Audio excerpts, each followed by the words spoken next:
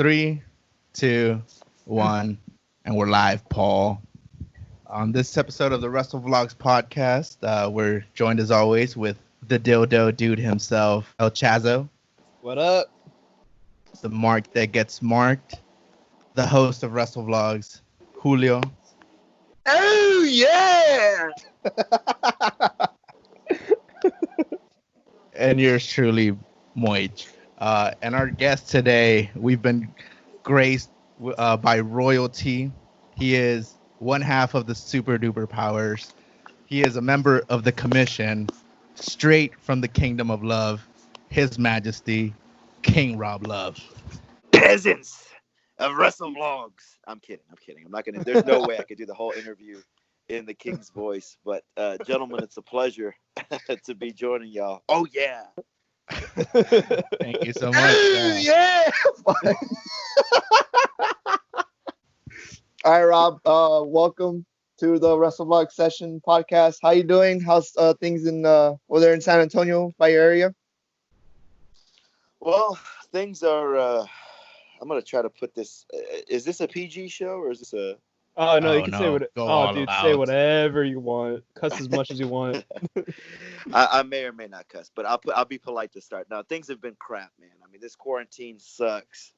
No gyms, no anything really. So it's just been kind of miserable, just not doing anything. I did hit the ring with Stud Stash a couple times just to kind of keep the the in-ring rust off, but it's been rough. I know it's been rough for a lot of people out there, but other than the quarantine, though, I'm in good health. So That's good to hear. Right on, man. Right on. So I'm gonna start off. So I mainly want to touch upon your match in NXT. We all know that you had a match in NXT. So just kind of want to see exactly how did that match come about? What was the kind of process of getting into that match?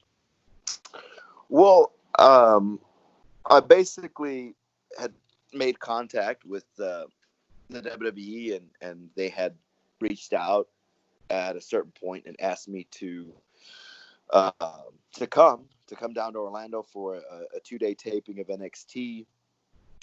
This was like May of 2018, and they were doing like 2 days. They were basically taping 5 or 6 episodes of TV over 2 days, so they could. I think they were gonna tape up to their Takeover pay-per-view in June. That's a little fuzzy, but I think they were like doing some sort of tour, and that's why they were taping like 2 days in a row or whatever. So this is obviously before they went live on USA. So I went over there, and they called me down, and day one of the tapings happened, and you get there at a certain time, and you kind of wait until you're told what you're going to be doing, and they didn't have anything for me on day one, and going into it, I really, I didn't have, I was just privileged and honored to be there, WWE, and it was my first time, and so I didn't have anything for me day one, and day two rolled around, and sure enough, I was told you're in a tag team match, and you're going to be tagging with this gentleman, and you're going to be facing the mighty 6'1". And so I was like, oh shit. All right. Right on. Now, is that something you plan to pursue in the future? Is NXT like one of the ultimate goals for you, or it was just being in contact? Yeah, absolutely. I mean, that was always a childhood dream, was to at least work for them or wrestle for them once. So yeah, absolutely. right? So, still on the topic of kind of like, I guess, kind of inspirations. Now, we all know that the King of the Ring is one of the most iconic gimmicks in all of wrestling. We have King Booker, Will Regal, all the great kings. So, it's kind of Harley like Race. Harley Race, exactly. Jerry Lawler. Exactly. Well, the King is one of the most iconic gimmicks in wrestling. Is in fact, one of the best in wrestling. So, who do you think are some of your favorite kings in all of wrestling? Who are some of that you think are the best?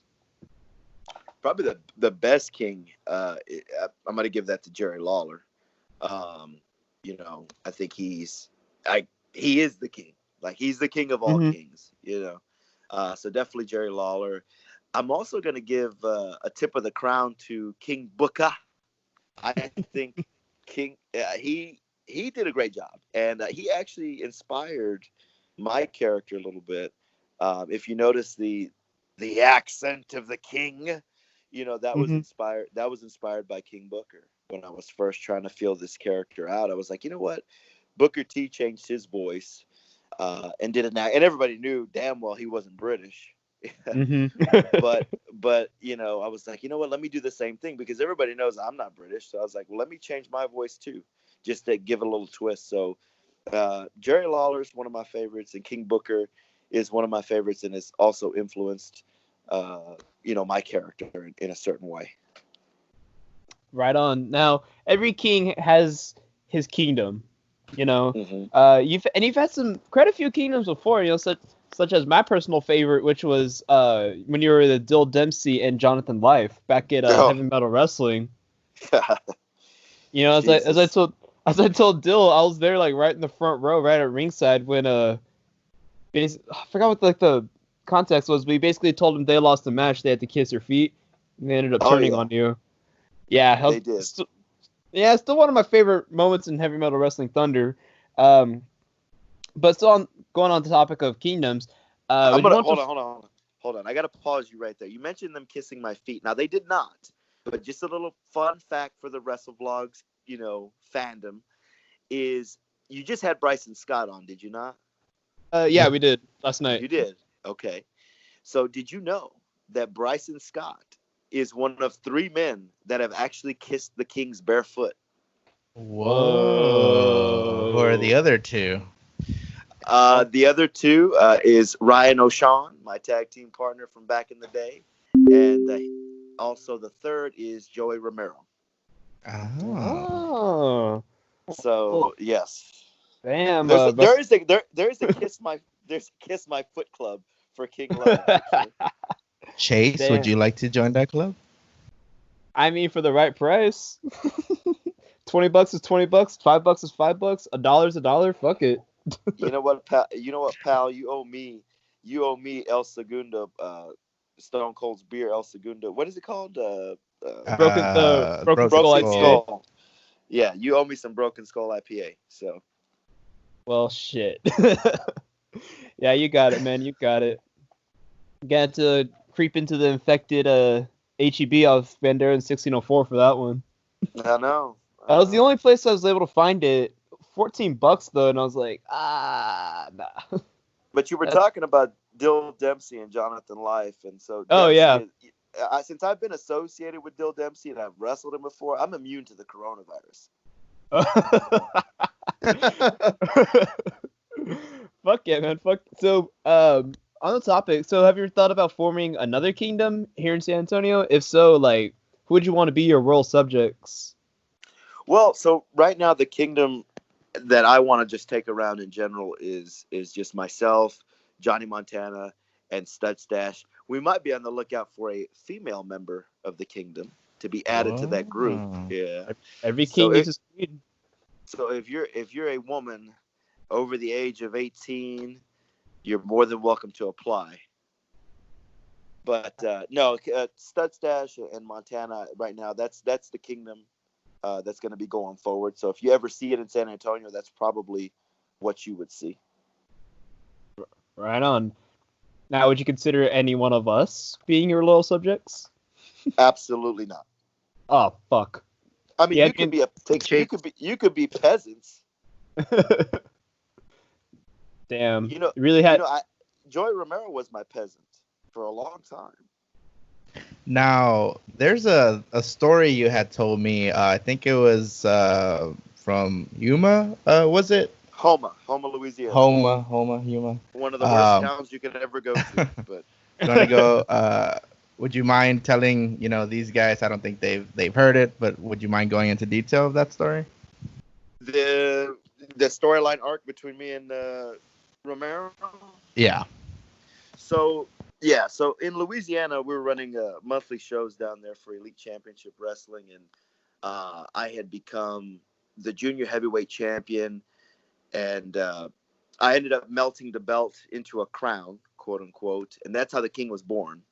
And there's a backstory as to why we had to tell that story, but I'll I'll digress and save that for later. But when I became the king, Joey Romero debuted as just the peasant, and he was my peasant, my servant. He would sacrifice himself for me and do anything and everything that I asked.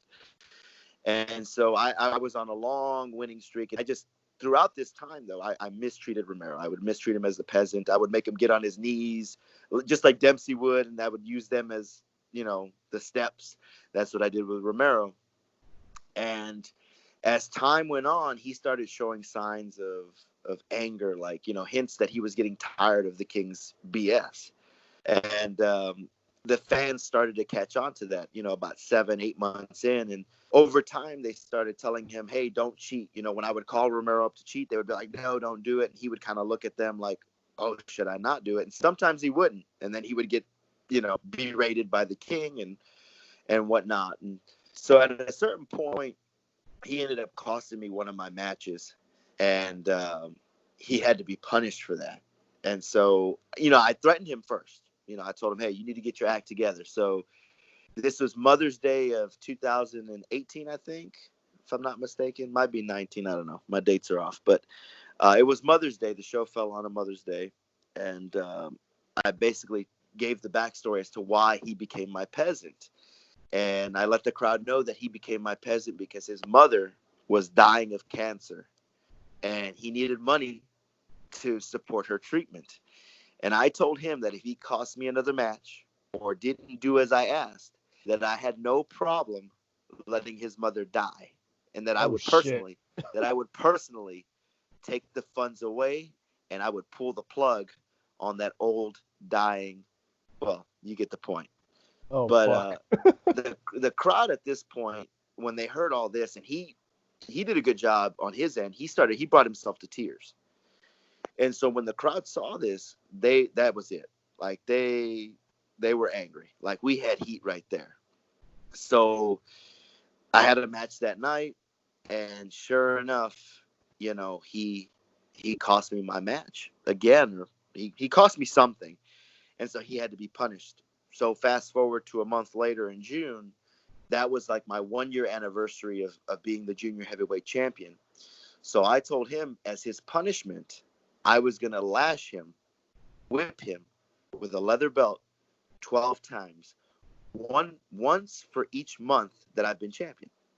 So I made him take off his shirt, and I just tore his back up. Like there's a picture online, and it's pretty gruesome. Like his back was like black and blue, and I mean we really went into it for this story. And so when I started whooping him, you had people trying to jump the guardrail, the whole thing. Like people were upset. And there were some people that were like just emotionally like shook. There were some fans were like that was too far. This is too extreme. And so even online it kind of generated some buzz. Some wrestlers were like, this is not professional wrestling, and but it had been done before. This was influenced by I don't know if you guys remember from ECW, Tommy Dreamer and Sandman, when Sandman had caned Tommy Dreamer. Oh yeah. And there's the infamous moment where Tommy Dreamer tells Sandman, "Thank you, sir. May I have another?" Oh yeah. Those are the early days. Yeah. So that segment, that particular moment, was inspired by them. And so, when other wrestlers were saying, "Well, this isn't professional wrestling" or whatever, it's like, well, this has been done before. So we did that, and then finally July rolled around. There's the picture right there. Oh shit! You found it. What the fuck? It's a pretty gruesome photo. I mean, that was all 12 lashings. I hate to take it. You take it like a man. Fuck. But Gruesome is damn, like, Paul. gruesome is underselling. That's fucking. it's pretty bad, huh? God damn! I got so- like no words for that.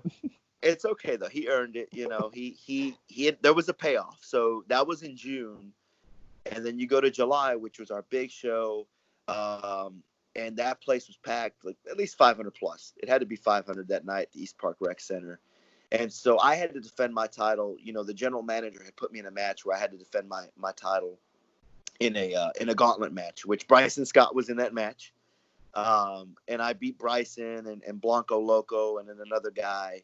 And then once I had gone through all three guys, I was like, that's it. The King has prevailed. It's over. And then they were like, well, wait, there is actually one more entrant into this gauntlet.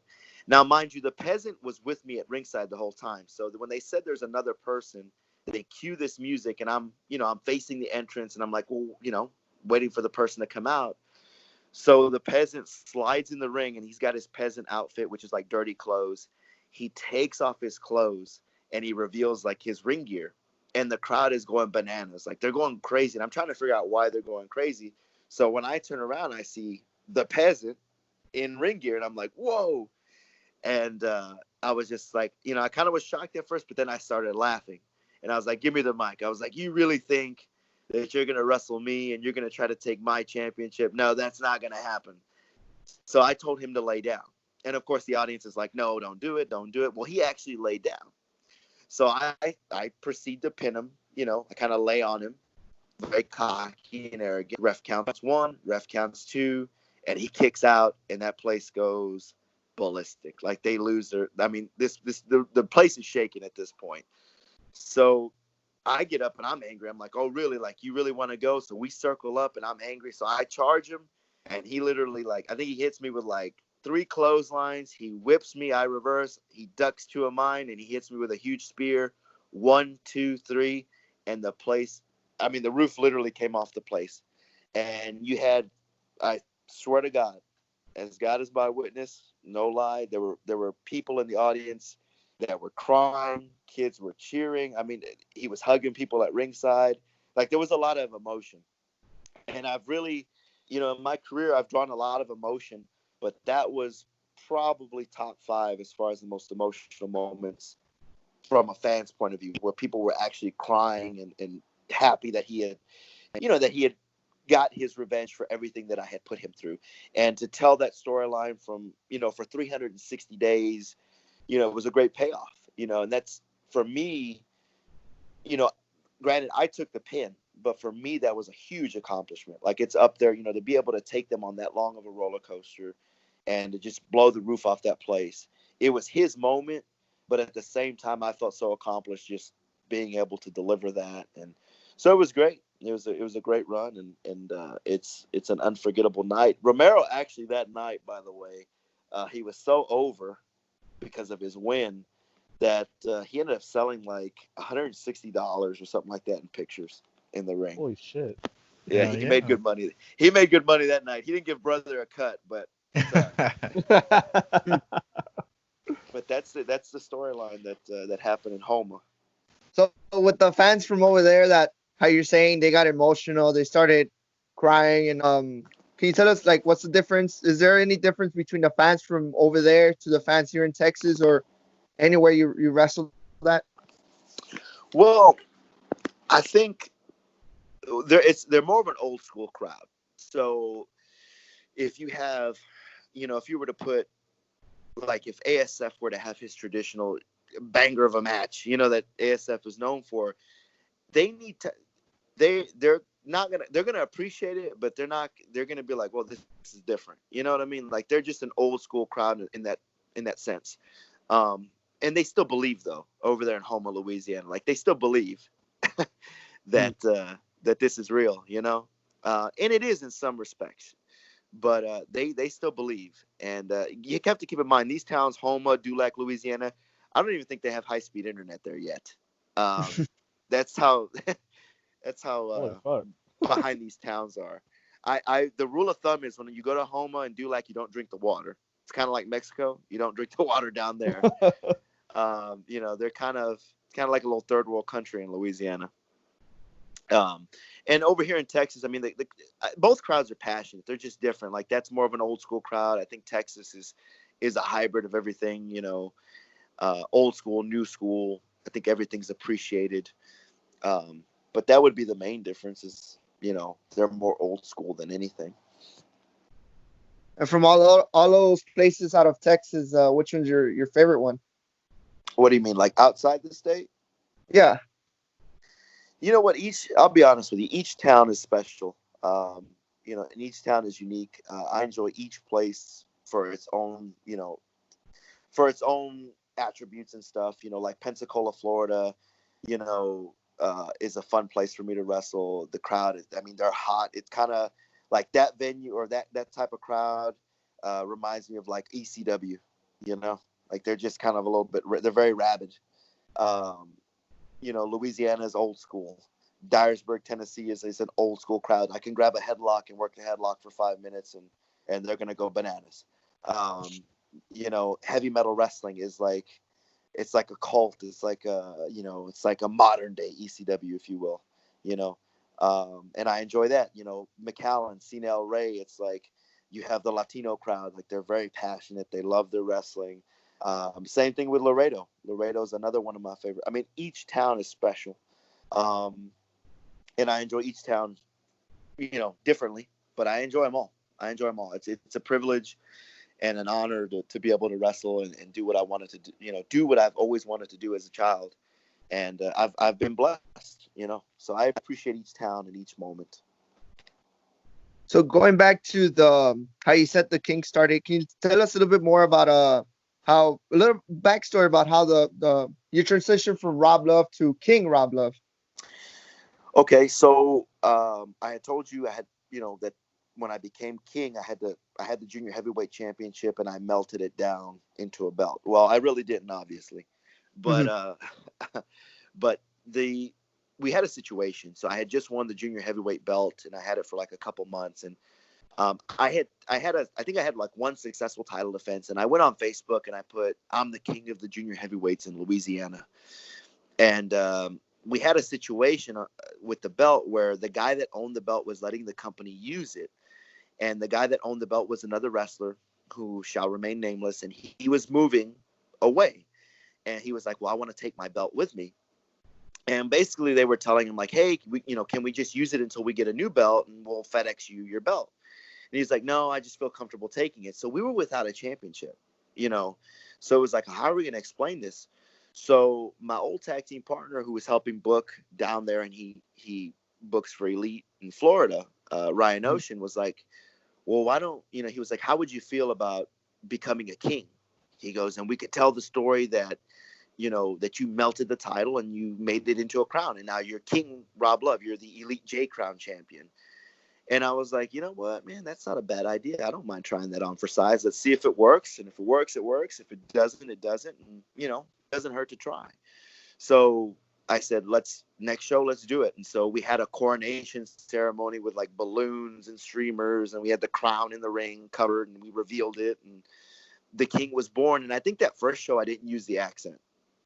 And then over the next month, I was thinking like, how can I make this character better? And then I thought of, well, let's look at the other kings. And I was like, well, let me think of my favorite kings. And I thought of King Booker. And I was like, well, he changed his voice. So I was like, well, let me change my voice and I'll do a fake British accent. And so it was really just the stars aligned, and we had a situation with the title. I made a little comment on Facebook about being the king of the junior heavyweights. When I made that comment, I had no intention of ever becoming a king. You know, I was just kind of being a wise ass. And so it was just kind of that comment, the situation with the title, my tag partner being like, hey, you know, why don't we just do this? And just taking the ball and running with it, and ended up being one of the greatest things that ever happened to me. All right, so let's go back to your history pretty much. What got you into wrestling? What got you starting up? Like what got me in or what broke me in, or are you talking about Yeah, just what got you in? Well, so I had always known that I wanted to do it, and I really didn't think that it was possible. You know, I spent a lot of my life out of shape, overweight and whatnot, and then I had dropped down. I think coming out of high school in 2018, going into 19, that year I was probably like 260.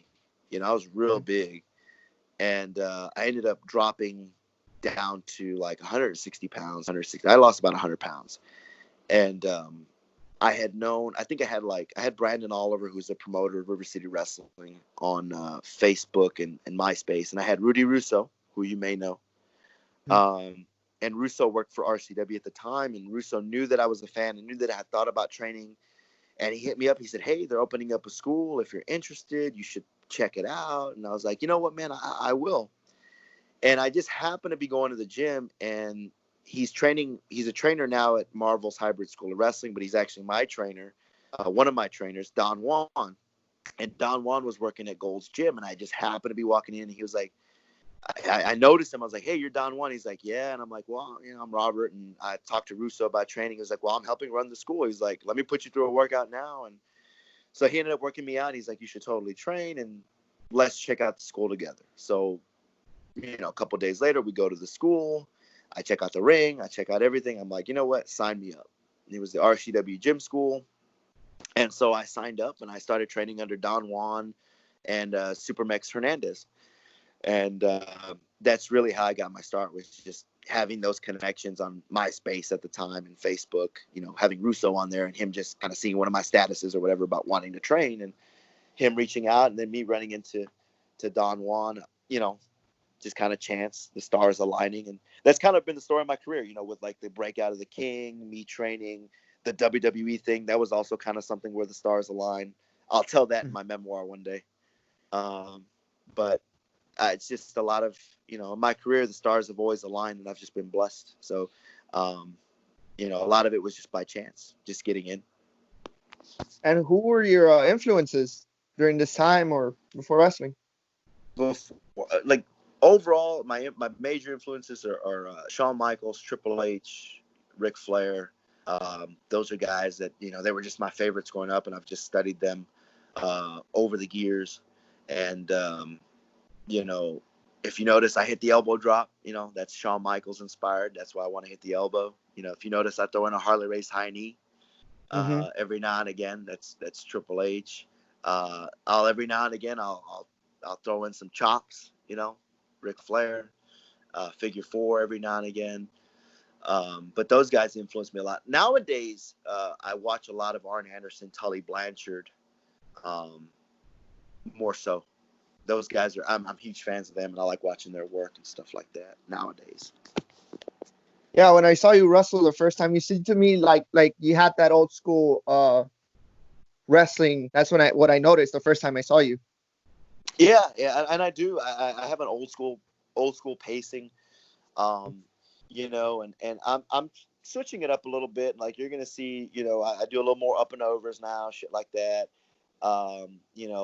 ASF's got me trying to do some lucha stuff now. He wants to show me a couple things, which I'm open to.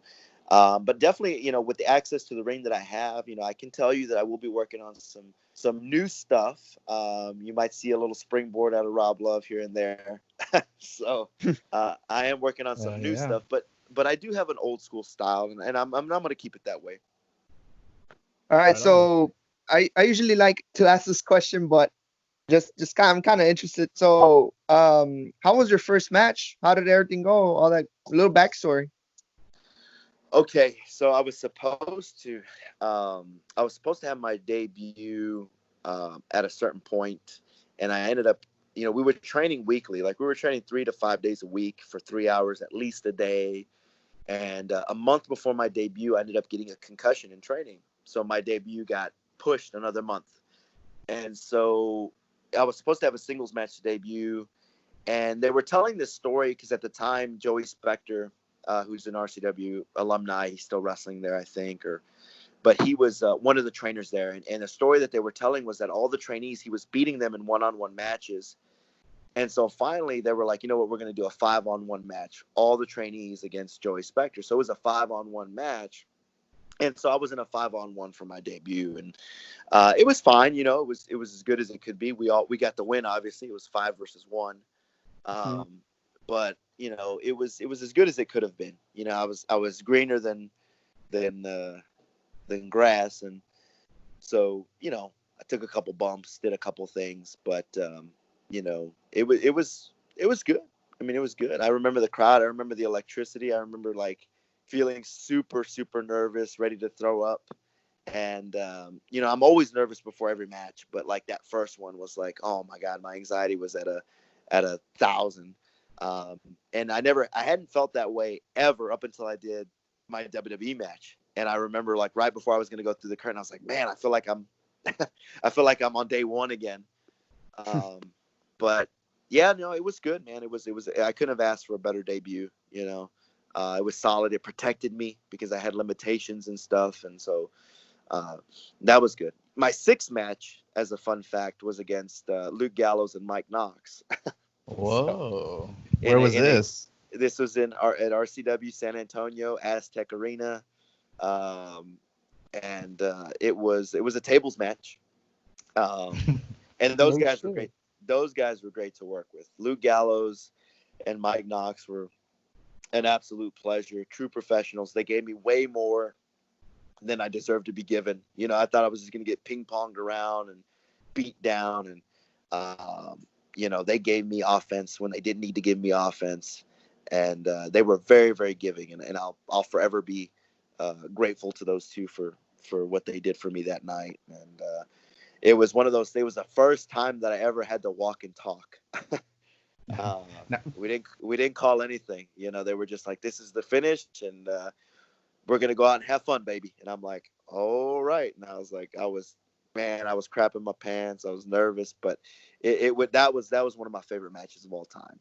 It was great. Yeah. It was a fun match. Well, Luke Gallows is a good brother. He is. Like, he legit is a good brother. Luke Gallows has been drunk in the Mustang of my car Fuck yeah. on a couple of occasions. So when I had a Mustang, he's fun to party. He is fun to party with. I have partied with Gallows, and he is fun. There's been a couple names that I've had the pleasure of having some beers with and having good times with. Gallows is definitely one of them. You got any good stories you might want to share with Gallows? Maybe a little drunken fiascos. None that I can share at this point. I'll have to. But I can tell you that I've been around him, Mike Knox, Chavo Guerrero Jr. We went out to a bar with Chavo Guerrero Jr. one time. That was fun. Chavo Sr. we were at a house party with, and he was fun to be around. Chavo Sr. was a blast. Homicide was there that night, I think, too. It was a crazy night. And Damn. I will tell a lot of these stories I cannot tell until I'm retired. All right. Well, I guess talking about first matches, WR being our home promotion for me and Julio. How did you first get linked up with WR, and do you remember who your first match was with there? Yeah. Actually, it's a great question because I have to backtrack a little bit. So my home promotion where I first got my break was RCW. That's where I trained, and they had bought in this big, jacked up, young looking kid. He's as white as a gallon of milk. You might know him as Johnny Swole, Nate Jolly. Yeah. They brought him in. He was young. He was, just breaking in, and I'd already been in for a couple of years.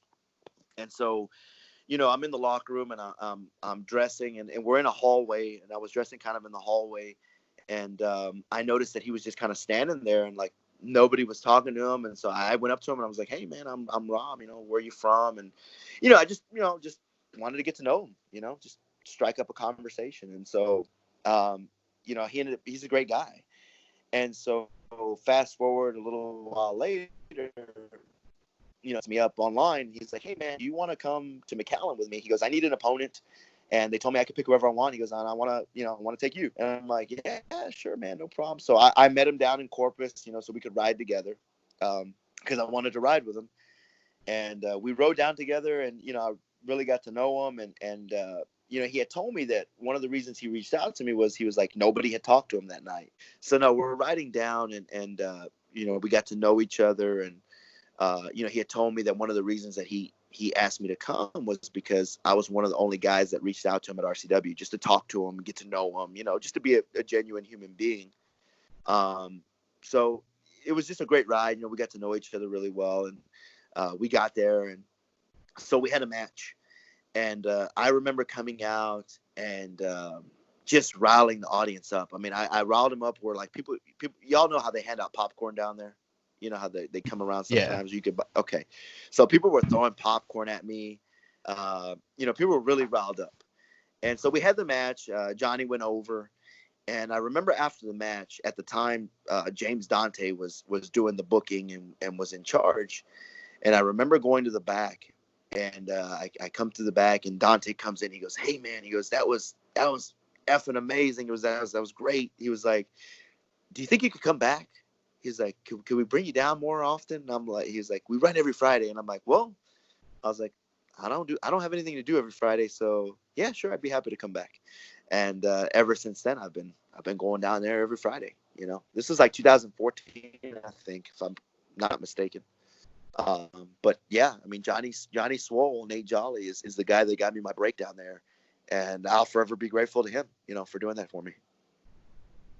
Hell yeah. And, we've seen you in a lot of crazy matches, some hardcore type matches, Yeah. steel cages. You've done it all. What was your like first ever, type of hardcore bunkhouse type match? Well, the first would have been that tables match with Gallows and Knox. Now, I didn't wear bunkhouse gear that night because I didn't, I wasn't prepared for that. But that would have been my first. But I can't remember the first time I really wore bunkhouse. I've worn it so many times that I can't even pinpoint when the first time I wore it. It would have had to have been probably we had it wasn't a bull rope. It was a rope match with Khan because they couldn't find a bull rope. So they used this flimsy looking rope. But anyway, that would have probably been the first time I think I wore bunkhouse was against Khan Hawk a few years back. Now, not to cut you off, but mentioning bull ropes, Okay. that I know where you're going with this. hopefully, in the future we do get to see Joe come back, Bandana Joe. How do you think that match would go between you and Bandana Joe in a bull rope match? I tell you what, that match between me and Bandana Joe, if it happens, the bull rope match, which he says he's down and I'm down, so now it's just a matter of him going to find his grapefruits and showing up with his bandana, and I'll be sure to wear my bandana, which is way better than his bandana. Ooh. But that match will not be for the weak at heart. It's going to be, I will tell you that a lot of blood will be shed, and it's going to be an old school monkey butt ugly bull rope match. Think Stan Hansen, JBL, Dusty Rhodes. It's gonna get rough, brother. Yeah, I would love to see that shit. Book it, Dunbar. Hey, or I think I know the bookers down at WR. I might be able to get that done. Yeah, I think something could get worked out. Yeah. I think I want Joe to come back. Joe needs to come back. The fans miss him, Yeah. and I want to whoop his ass. I think everybody misses him down there. Right on. Yep. Now, were you always like do you always want to do like any sort of like bunkhouse fight like matches at all? Because we've seen you do quite a few, and so were you always like a bunkhouse guy? Not always. Not until this latter part of my career thus far. I'm like, I started getting the itch. Because I watch a lot of old school stuff. I'm like, man, those bunk, guys coming out in bunkhouse gear, and I was like, I like that. I was like, I want to do that. And so, I'm getting a little more hardcore in certain respects, where I'll do more stuff, hardcore matches with chairs and barbed wire and stuff like that. We had something planned for the Harlingen show, the Uncensored 2. That was going to be a good one.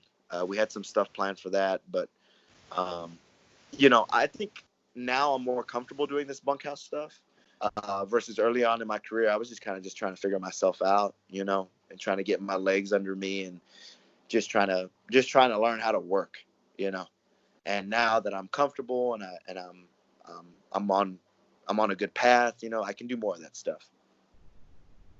Right on. And with all these shows being canceled, I know you were supposed to go to Florida, be in Florida this week.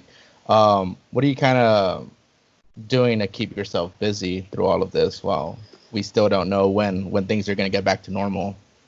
Yeah, it's been rough trying to keep busy because I think that the only good thing really that's come out of this situation is just being able to rest, because for the last 7, 8, however many years, I've been going nonstop every weekend. Every year I'll have about 2 weekends off a year, 2 to 3, and they're never consecutive.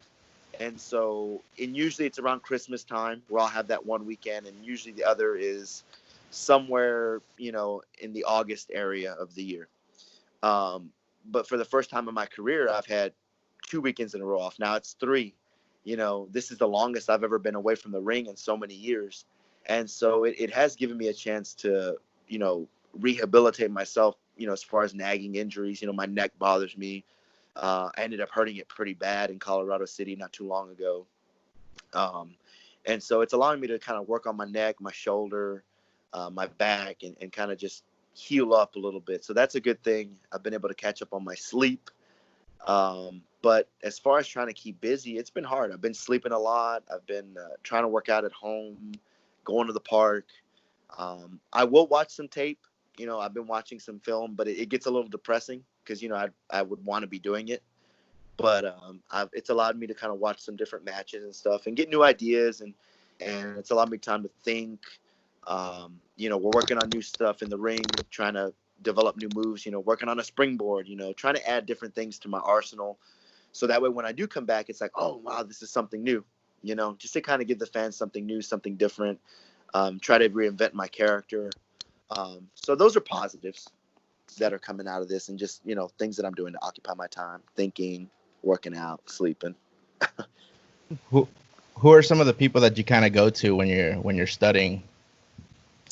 Go-tos, Flair, Steamboat, Tully Blanchard, Arn Anderson, just an old school crop of guys. I will every now and again watch some Shawn Michaels, but I'll watch Shawn Michaels and Triple H from 2003 or 2002 to like the end of their runs, at about 2010. Shawn, really, I think the best Shawn Michaels was the last part of his career. His last 7-8 years, he really reinvented himself, and he was so good. But those are my go-tos. A lot of old school. Hell yeah! Now, once all of this is over, who would you want to be your opponent for your first match coming back after all of this? Oh man, there's a lot of guys that I would like to. The one match that I absolutely want, and I you know what, I want it to happen. It's me and Montana, all right, the Super Duper Powers, aka the Kingdom of Love, against the Rock and Roll Express. Hell yeah! That is the match I want so bad. So if I could have any match back, it would be that one. I want that to be my first match back. And I really wish I could have a rematch with Suarez and Chris Cruz. I don't know if you guys saw that match, but I really feel like they could be our modern day Rock and Roll Express for like me and Montana. Like me and Montana being the Midnight Express, and they're our Rock and Roll Express. I think those two guys are very talented, Suarez and Cruz. So that's another match I want to have as well as those two. Yeah, like I mentioned, you had a good match with Suarez and Cruz. I was there for the first one in Laredo, and then like the reaction after was like explosive. Like how you mentioned in the other with Joey Romero, this one was like something explosive. Everybody was cheering. It was like I didn't even expect that reaction at all from that show. Right. And a lot of that, that was another great moment for me. Even though like we went under, and me and Montana, we were just so proud of that match. As a matter of fact, it's crazy that we're talking about it because him and I were talking earlier today, and that's his favorite match that we've had as a tag team. And we were talking about it, how it was just such a great match. And that night we were really fully turning heel. We cut a promo before the match, and those two guys, that was their debut, as a tag team in LWA. And for us to be able to tell a story, it's our first night truly as heels as a tag team. It's these guys' first night as a tag team as baby faces. And for us to use the match and tell that story and to get that reaction at the end, that's a huge sense of accomplishment. I mean, that's really, that's what our jobs are, is to take people on an emotional roller coaster and bring them up, bring them down, and just make them feel happy at the end of the night. But yeah, it's one of my favorites, that match. Hell yeah. And so far, what would you say your biggest accomplishments has been so far in your wrestling career?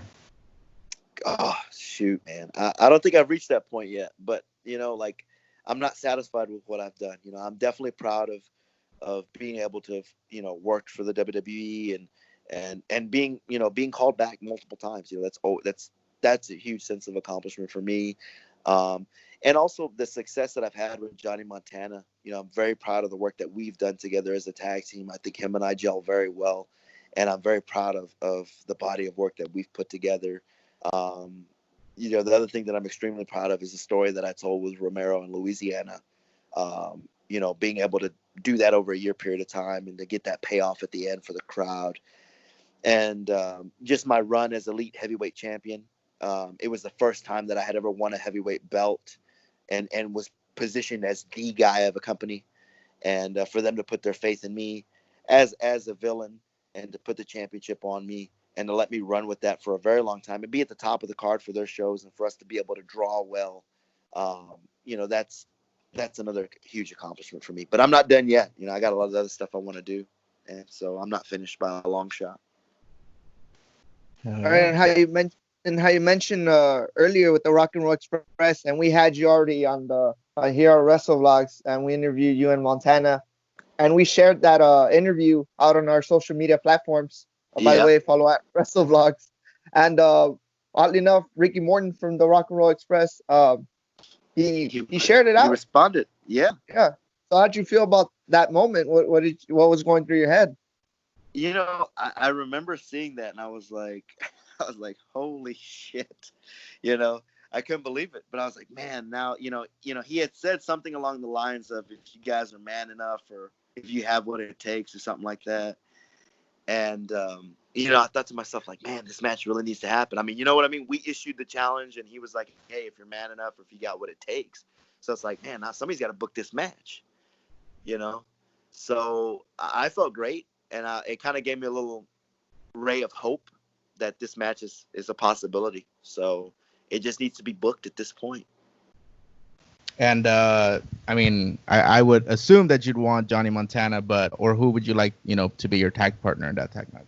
Oh yeah, me and Montana. Like for him and I, that's a dream match of ours. When me and Montana are on the road, we watch a lot of Midnight Express versus Rock and Roll Express. Arn and Tully, we watch them as a heel tag team. We watch a lot of tag team wrestling on the road, but the Rock and Roll, we watch them because, me and Montana were baby faces for a while. So we would kind of watch them to see, what they did as baby faces, to pull the crowd in. And Ricky Morton has helped a lot, as far as selling and stuff like that. One of the best sellers in our business. So we watch a lot of that stuff. And so us, like one of my favorite tag feuds is the Midnight Express against the Rock and Roll Express. And so for me and Montana to kind of share that bond and watch that on the road together, and then for us to be able to potentially wrestle them, that if it happens, that would be amazing. But definitely me and Montana would be the tag team to do it. Yeah, and I think you've said it before on Wrestlevlogs, but just for this session itself, how did you first get linked up with Montana? Oh, it all started with me sliding into his DMs.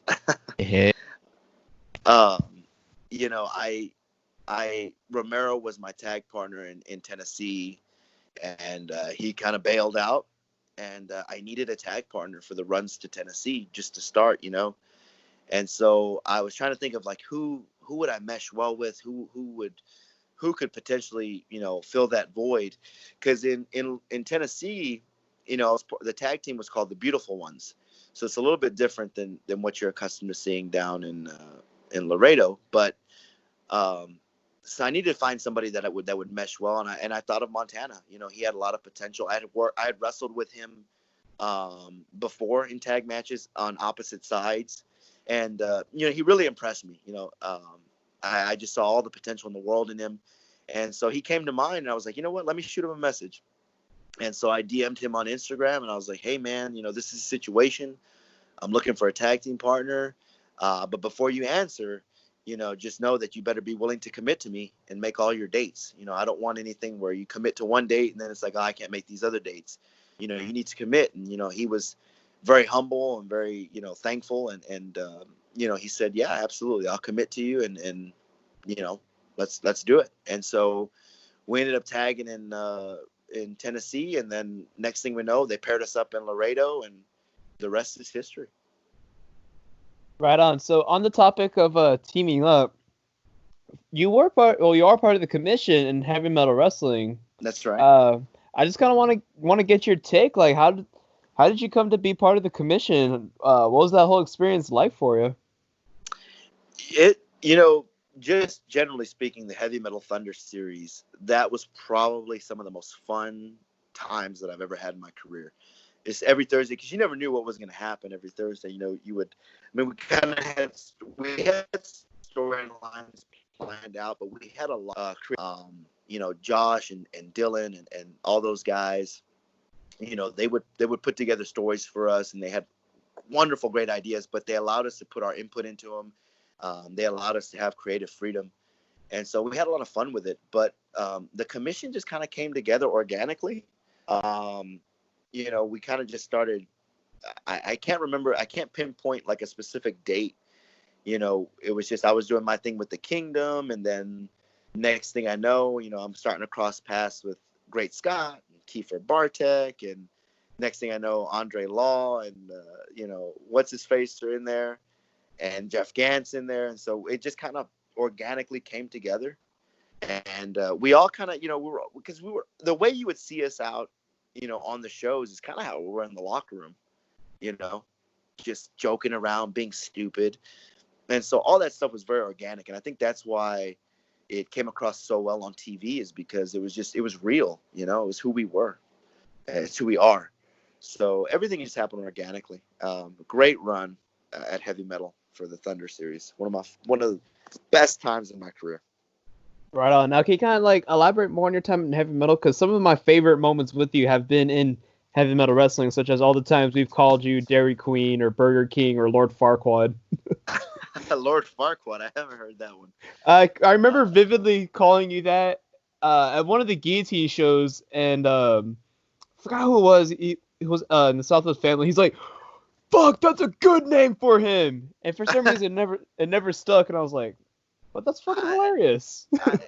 It is funny. I think that, I don't know, I just think people can't cheer it or chant it. It's easier to chant Burger King or Dairy Queen. Mm-hmm. But that's definitely clever. No, but as far as like my time there, I have a lot of good locker room memories. I mean, I have a lot of good on-air memories, things that have happened in the ring, with Dempsey and life and the story we were able to tell there. And but I have a lot of great, like, just locker room memories. Like, it was a lot of, there was no drama. There was never any issues in the locker room. Everybody got along great. And just, being able to, every time you saw me out there, when I went out to talk, we kind of came together with like bullet points and stuff, kind of like, okay, we need to get this point across for the story. But everything that you saw was unscripted. You know what I mean? It was all organic. Sometimes I didn't know what I was going to say until I grabbed that microphone, and then just whatever came out, came out. And I can tell you that a lot of times I would get really very nervous, going out there and, okay, I got to cut a promo. And I would have so much anxiety about cutting a promo, because it's like, well, what am I going to say? What am I going to do? And I would feel a lot of pressure. And sometimes I'd get more nervous doing the promo than the match itself. Just because I felt like I had to deliver, because, we felt like we had a lot riding on the Thunder series. Like, a lot of us really got noticed doing that Thunder series, from myself to Joe DeMauro, Johnny Bedlam. Like, a lot of us really springboarded off of that Thunder series, and we felt the pressure to deliver, whether it was a promo or a match. And we didn't care if there were 5 people in the crowd or 100, 200 people. We were going to give it everything that we had to deliver for the product, because we knew that if it was only 5 people in the crowd, we knew that if we gave them a hell of a show, that they were going to tell some of their friends, and then that 5 would turn into 15, and that 15 would turn into 25, and so on, and everything just kind of built. And now you see the 502 bar shows, how packed and how chaotic those shows are. It was all to build the company and to elevate each other. Nobody was selfish. Everybody wanted to help each other grow and become bigger. And we all knew that if we worked together as a team, that we would all benefit from it. Right. And I mean, to put you over a little bit, it definitely did work, because you did become one of the fucking top heels in Thunder, to the point where I was so like, I was like, man, I'm not gonna cheer for Rob Love. I'm not gonna do it. And the girl I was talking to at the time over the summer, she was like, I like Rob Love. I'm gonna cheer for him. So she would purposely go send me Snapchats of her doing the pinkies up thing, and I'll be like, no, fuck off. We don't do that shit. So a girl that you were talking to had a thing for the king, huh? Yeah, pretty much. Oh, well, I did tell you we were looking for a female member of the kingdom. Yeah, well, Now, would that get me more heat with you if I brought her into the kingdom? well, I'm not talking to her anymore, so not really. Send over those deets through the DMs, Chazo. No, I appreciate you putting me over there a little bit, but yeah, man, it's kind of interesting. Some people,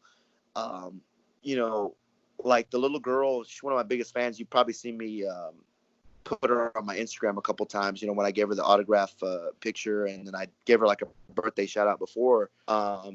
She's a young little girl, but like she just, no matter what I did, no matter what dastardly thing I would do, she still loved the king. And that's how some people are. I could probably kick a baby like Snitsky did, and some people are still gonna cheer me. It wasn't his fault. But I'm glad y'all remember that. Damn, now can you kind of tell me what some of your favorite matches in all of heavy metal, not just from the Thunder shows, but all from like the 502 shows, the Guillotine shows, or some of the First Friday shows? Some of my favorites, me and Bedlam, the one-on-one that we had. Then we had a triple threat, me, him, and DeMaro. Those are fun. I really enjoyed those.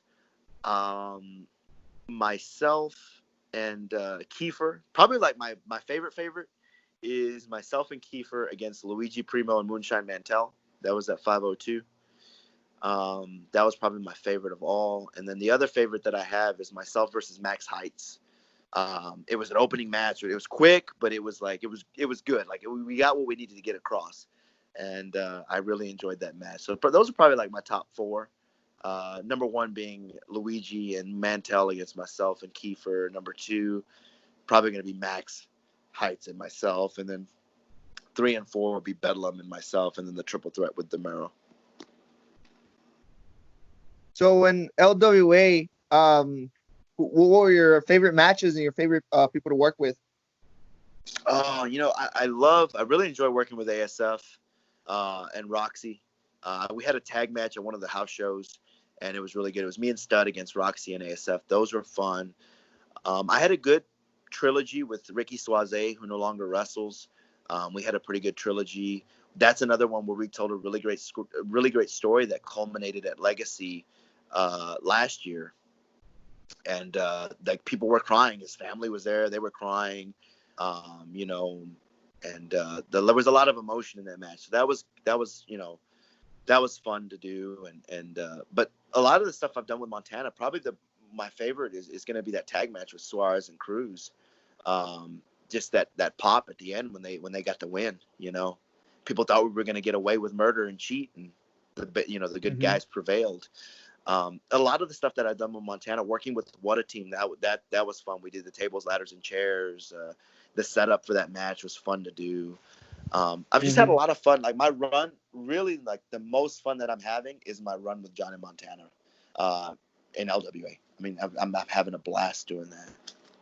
Hell yeah! And what about for Wrestling Revolution? What's been like your favorite matches and favorite people to work with there? Chris Austin, that was probably one of the most fun times that I've had was the series of matches that we were putting on. And that's another long story. I think that's one of the longest stories that's been told at Wrestling Revolution. I mean, we've took that from, I think, June of last year all the way through October, where it culminated inside the cage. I had a lot of fun doing that with Chris Austin. If you want to go back in the day, me and Jodan tag teaming, that was fun. I had a lot of good fun doing that. Matt Riot is another good guy. I've had a couple of bangers, as you guys would say. So Matt's been fun to work with. Danny Chance is another one. We have a good crew down there, and you know, I'm having a fun time now, or at least I was up until Corona had a different plan for us. But Yeah. Well, I guess to kind of start wrapping things up here, and funny you say Corona, we have a little segment here on the show that I'll let Chazo introduce. All right, Rob. All right, so we have a segment on our show. It's a two-parter. The first part is called Roast This Pig. And what we're going to have you do is we're going to have you cut a 60-second promo on the topic that Zilla is going to introduce here in a little bit. You could, you could roast it, you could put it over, you could bury it, do whatever you want. So I have to hear the promo, and then I'm going to judge it. No, you're gonna cut it. Promo. And don't worry, the check's in the mail. Okay, so I'm gonna cut the promo. Yes. On what? Well, Adrian, Zilla. Well, you're gonna. Excuse me. I don't have it.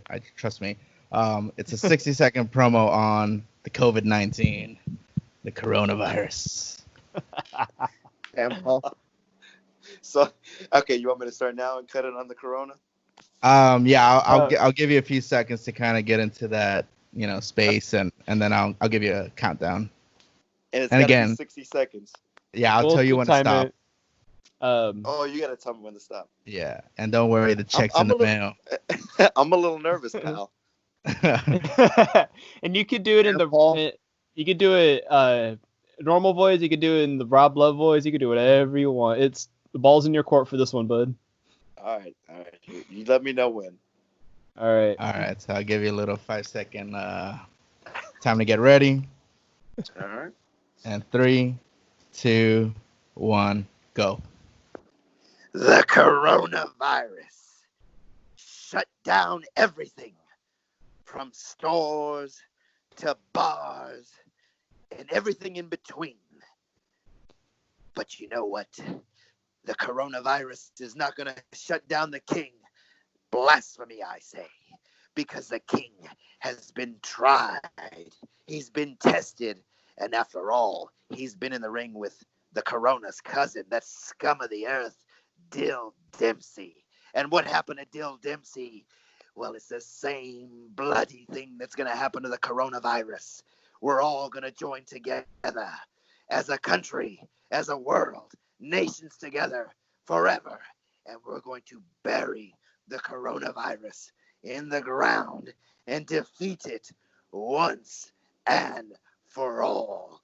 All hail King Love. Yeah! You hit it right at the 59-second mark. Holy shit. Damn, Paul. Brother, when you worked for TV, you know when to wrap it up. Hell yeah. So we'll add that second to the second part of this, and again, I'll let Chazo introduce this part.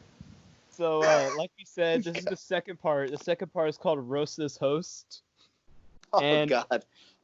Oh, yeah, you're going to have a field day with this one, brother. So, same rules, but instead of, so you're going to cut 60-second, now 61-second promo. You can roast any one of us, me, Julio, or Zilla, or you can roast all three of us as a collective. So you can single us out, do all three, whatever you got to do. Whatever. Okay. And again, you can do it in the Rob Love voice. You can do it however you want. And the check's in the mail. Okay. All right. Okay. All right. All right. Here we go. So 3, 2, 1, go.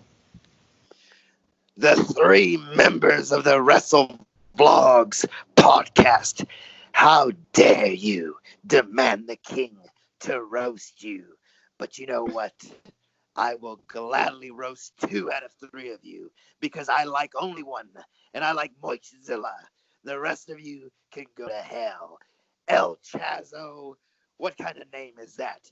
El Chazo. It should be El Bozo because you're nothing but a blasphemous want-to-be, never going to be. You're a fool. You're the scum of the earth. You remind me of Dill Dempsey. And now, don't think I forgot about you, Julio, and your imaginary championships and your little chops that you like to do You probably enjoy that. You're probably into something sick and sadistic. Well, guess what? I will go off with your head, and I will behead you with the king's kata. Both of you can go straight to hell. Oh no! Damn, Paul. I love it. Damn. Oh, that was great. That was fucking awesome. Oh my god. Thank you. We've got, I guess, just two more questions. They're kind of like our closer things. All With all of this going on, what kind of message do you want to put out, to the world? Everyone's going through this together. What kind of message do you want to put out to people that may be listening? Or Well, just pretty much, just kind of hang in there. It sucks, having to be quarantined at your house. Stay in if you don't need to go out. If you got to go out, don't cough, don't be a buffoon. No, but just, just stay safe, keep your mind right. If you're not feeling good, as far as your mental status is concerned, reach out to somebody, reach out to a friend. Don't keep that balled in. But just my main message is just to hang in there. This is going to be over before we know it, and we'll be better for it. hell yeah. And Julio? All right. So, pretty much one of the last questions is any advice you want to give out to the people trying to break into business, whether it be a referee, production, manager, wrestler? Just be sure that it's something that you want to do. Don't come into professional wrestling, to half-ass it. You have to give it 110%. So make sure that you're mentally committed and ready to give it your all. And also be in physical shape, whether you're going to be a referee, whether you're going to be a wrestler in the ring or a manager. You need to be in some sort of shape, and you need to be physically able to, to take a bump, because you never know, even if you're a ref or a manager, you never know when you're going to have to take a fall, take a bump.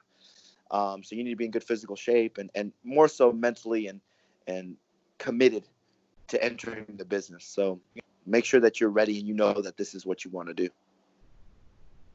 Anywhere that we can find you, social media, any stores where we can get some of that Rob Love moich? Well, social media is @official Rob Love on Instagram and Twitter. Facebook, you can just search Rob Love. And as far as moich, only got pictures right now, which you just DM me, and we can make it happen through Cash App. Shirts are in the process. We're looking at some designs and stuff, so that my hope is that by the time this is over, I'll just be able to release them when we come back to the shows. Hell yeah. Guys, you got anything before we let Rob go? I just got one more thing. Concerning the talent of the Valley, what do you think the talent from the Valley needs to be so they could get more exposed out there? I think that guys need to make an attempt to try to branch out. There is a lot of talent down there, but branching out, whether even if it's just making a ride with another guy like myself and coming to a show and just introducing yourself, like, hey, this is who I am. I'm also a wrestler. Bringing your gear. Even though you're not booked. So like if they, for example, if there's a talent that wants to ride with me to just, let's say, for example, a heavy metal show, they come with me, they show up, they have their gear ready in case they're needed, but, at least they get introduced to, whoever the booker is or the promoter is, just kind of starting to get seen. You have to start making some sort of attempt to network and get out there. But there's definitely a lot of talent in the Valley. The New Breed School of Wrestling just opened up, and that's a great place to train and hone your craft and learn. Danny Chance travels and makes the towns just like I do. We're on several shows together in Mississippi and Louisiana and in Florida, and him and I have worked some of the best talents that are out in the South and in the country, and that's a good school to be a part of, the New Breed. So if you're down there and you're trying to sharpen your skills and polish up, go to the New Breed School, start traveling a little bit. Even if you're not booked, start making that effort to network. Hell yeah. Well, I think that's going to be it. Thank you so much, Rob, for coming on. Thank you, guys. It's been a pleasure. Thank you so much, man. Take it easy. Stay safe out there. So much. Thanks, pal. All right, guys. So that was our, nay, I say, lovely episode with the king himself, Rob Love. We hope you guys enjoyed. Hope you guys loved that extra special edition of our lovely little segment. As always, you guys can follow us on all social media. You can find me on Instagram at El Chazo with 3 Z's. That is ELCHAZZZO. On Twitter at El Chazo. That is ELCHAZZO. All right, and you can find me on Instagram. That's at Moichzilla. That's MoichZilla. And on Twitter, that's at Merchzilla. That's MERCHZIILLA. And you can find me on social media, Instagram, Julio_VASKES2. And you can also follow me on Twitter, Julio_VASKES. Also follow Wrestlevlogs on all their social media platforms at Wrestlevlogs, whether it be Instagram, Facebook, or Twitter. Coming up, we have Jeff Renino from GCW Wave, Corpus Christi Promoter. We also have ASF, Joe DeMero, Roxy and the Great Ones, and hopefully some other people out there. And their message after the show, as always, guys. It's be kind and wash your fucking hands. Wash your fucking hands, god damn it. Or else we're sending who was it? Richie Garcia, Remedy, Steve DeMarco, Joe Richie Dempsey, Garcia, Rodney Mack, Great Scott. Joe Dempsey. We've got Rob Love now, Nastico, Bryson Scott. So yeah, if you don't wash your fucking hands, we'll go send them to fuck you up. Don't forget Joe Exotic. Joe Exotic. We'll be. All right, guys, take it easy. Take it easy, guys. y'all. Take it easy. Peace.